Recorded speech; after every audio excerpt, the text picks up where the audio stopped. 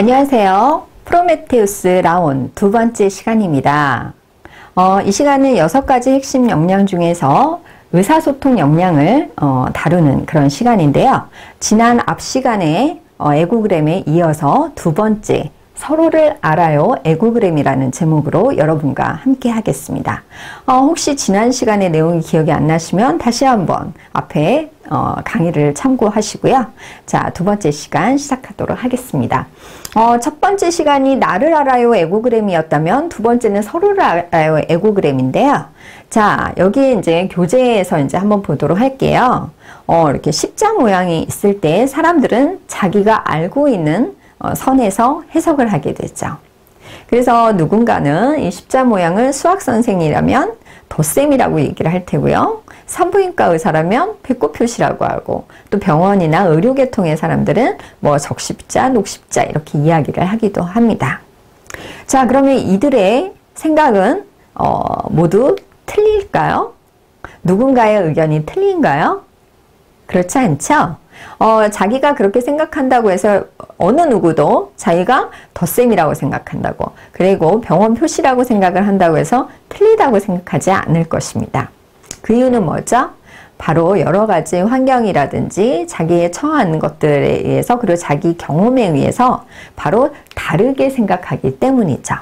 틀린 것이 영어로 wrong이라면 다른 바로 different 이렇게 생각을 하죠. 영어는 굉장히 많이 다르게 표현이 가능한데 우리나라 사람들은 이상하게 다르다는 표현을 안 하고 틀리다라는 표현을 많이 쓰게 돼요.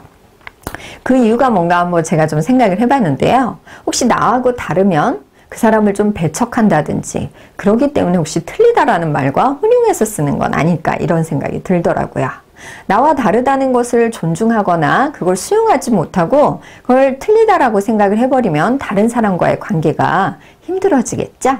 그래서 이제부터는 틀린다 이렇게 생각하지 마시고 다르다라고 생각할 수 있도록 아이들에게 가르쳐주면 좋겠습니다. 그래야지 내 안에 5가지 자아의 조합이 다르기 때문에, 물론 저 사람도 그 5가지 자아를 가지고 있고 나와 다르기는 하지만 또 여러 가지 면에서 같은 점도 있다라는 것을 발견해내야 되겠죠. 사티어라는 그런 학자가요, 아주 좋은 말을 했습니다. 사람은 서로의 공통점 때문에 친해지고 차이점 때문에 성장한다. 우리가 외롭지 않으려면 같은 점을 갖고 있는 사람들이랑 금방 친밀하게 그렇게 만나서 친하게 되겠지만, 또 그렇게 겪으면서 다른 점을 알게 되겠죠. 그랬을 때 갈등하고 반목하는 것이 아니라 그들로 인해서 성장하는 나를 보고 함께 더불어 살아갈 수 있는 그런 능력을 갖춰야 되겠죠. 너무나도 멋진 말인 것 같아요. 그래서 여러분과 다른 사람을 봤을 때 배척하거나 배타적인 태도를 보여주지 않고 그 사람과 함께 오히려 더 성장하는, 더욱더 나아가는 자기 자신을 기대해 볼 수 있도록 아이들에게 그렇게 지도해 주셨으면 좋겠습니다. 자, 그래서 이제 나를 알아요에서 이제 우리가 다르다는 걸 깨달았다면 우리는 이제 균형 잡힌 그런 사람으로 자랄 수 있도록 해야 되겠죠. 자, 사실은 균형을 잡힌다는 갑자기 이제 자막이 이렇게 나왔는데요. 우리가 이제 검사를 했었잖아요. 검사를 하면 내 자신이 어떤 자아는 굉장히 높고 그래서 강하고, 어떤 자아는 좀 점수가 낮아서 나한테 있기는 하지만 약하다는 걸 깨달았어요. 자, 그러면 에고그램을 통해서 그 수치를 알았다면 우리는 그걸 알아야 돼요. 우리는 변화시킬 수 있다. 우리가 성장시키려고 하는 방향으로 나아갈 수 있다. 이렇게 이야기를 합니다. 그래서 여기에서는 자아 상태 에너지가 이렇게 왔다 갔다 할 수 있도록 자아 상태 기능 활성화라는 그런 이야기를 하는데요. 그거를 이제 설명해 드리자면, 활성화시키고자 하는 낮은 상태의 에너지를 오히려 끌어올리려고 노력을 하면 어떻게 된다? 너무 높아서, 그러니까 너무 높으면 좀 넘치는 경우가 있잖아요. 자유로운 어린이 자아가 있으면 굉장히 천진난만하고 창의적일 수 있지만 너무 넘치면 어떻게 되죠? 다른 사람들에게 굉장히 충동적이어서 찌푸리고 믿음직한 모습을 보일 수 없게 될 수도 있죠. 그래서 높은 자아는 낮아진대요. 무엇을 하면 바로 내가 약하다고 생각하는 그 자아를 높이기 위해서 노력을 하다 보면 낮은 상태의 자아는 활성화되고 너무 높았던 건 좀 이렇게 낮아지는 마치 에너지 보존의 법칙 같은 그러한 일이 생길 수 있다. 곧 변화시킬 수 있다. 균형 잡힌 사람이 될 수 있다라는 걸 의미하죠. 자, 그래서 넘치는 부분을 비우고 모자란 부분을 채울 수 있는 것. 그것은 바로 내가 성장할 수 있다라는 그런 이야기죠. 자, 그래서 자기 자신이 이제 넘치는 부분, 그리고 모자란 부분이 어떤 부분인지 한번 알아보도록 하겠습니다. 자, 각 자아들이 있는데 비판적 부모라고 하면 사람들이 비판적이라니까 나쁜 것 같고 양육적이니까 좋은 것 같고 이렇게 생각을 하는데요. 모든 자아는 장점이 있고 단점이 있습니다. 자, 한번 보겠습니다. 그래서 아까 이야기했었죠. 교류 분석 이론, 그러니까 첫 시간에 교류 분석 이론의 특징을 얘기했었는데요. 교류 분석 이론에서는 사람을 말과 행동, 태도와 몸짓으로 이렇게 분류할 수 있다라고 했죠. 그래서 에고그램의 그 수치를 통해서 내 유형을 알았다면 그 유형별 언어 특징, 그리고 행동 특징을 알 수 있습니다. 비판적 부모는 아무래도 이런 이미지였으니까 해야 한다, 지시를 하고요. 단정적이고 교훈적이고 설교적이죠. 굉장히 리더십이 강할 수 있는 사람입니다. 그리고 양육적 부모는 힘을 내, 할 수 있어, 도와줄게 이런 격려의 사람이고요. 어른은 잠깐 하고 이성적으로 생각하고 판단하려는 냉철한 사람이기도 하죠. 그 다음에 자유로운 어린이는 와! 정말 좋아! 싫어! 하는 이런 감탄사적이고 굉장히 좀 자유롭고 천진하게 그렇게 이야기를 하기도 하지만 한편으로는 또 큰 소리, 흥분하는 경우가 있어요. 그리고 마지막에 이 사람은 기분파죠. 자유로운 어린이는 기분파라면 오히려 기분을 좀 억누르는, 자기 자신을 좀 억누르는 그런 말을 하죠. 그래서 말주름표를 가장 많이 쓰는 사람이 순응하는 어린이 자라고 이야기를 하기도 하는데요. 해도 될까요? 이렇게 주도적인 것보다 약간 우유부단하고 남을 따르는 그런 경향을 보이는 말투를 합니다. 행동도 당연히 거기에 맞춰서 하게 되겠죠. 비판적 부모는 그림대로 이렇게 지적하는 손가락질을 하기도 하고요. 다른 사람 말을 잘 안 듣는 그런 경우가 있습니다. 또 양육적인 부모는 좀 수용적인 그런 태도, 미소를 보이고 손을 내민다든지 잘 듣는다든지.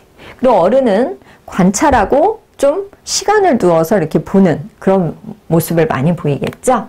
근데 어린이는 잘 웃고 잘 울고 감정, 아까 제가 기분파라고 얘기를 했는데 이렇게 기분을 표현한다면 이 친구는, 그러니까 순응하는 어린이 자는 좀 조심스럽고 좀 한숨을 많이 쉬고 말을 좀 삼키는 그런 모습들을 보입니다.